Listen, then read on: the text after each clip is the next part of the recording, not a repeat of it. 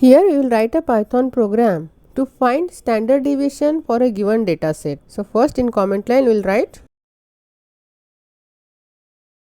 to find standard deviation, first find mean for the given data set, then for each data point find square of its distance to the mean, then sum the values, divide this by number of data points and take square root.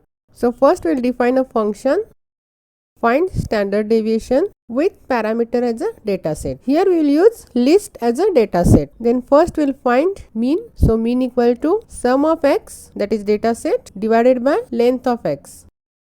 Here we will use sum and length function for the list. Then we will define one variable total, which is initialized with 0.0, that is for float data type. Then we will use for loop to sum the value. So for I in x, then for each data point we will find square of its distance to the mean and we will sum the values. So we will use for loop.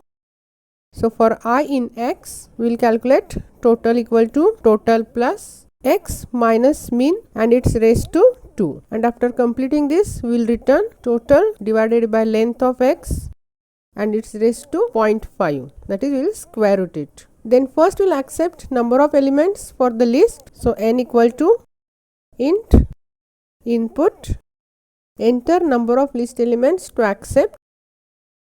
Then we initialize I as 0 and list as a empty list. So L equal to square bracket, and we will use while loop to accept the list element. So while I less than n.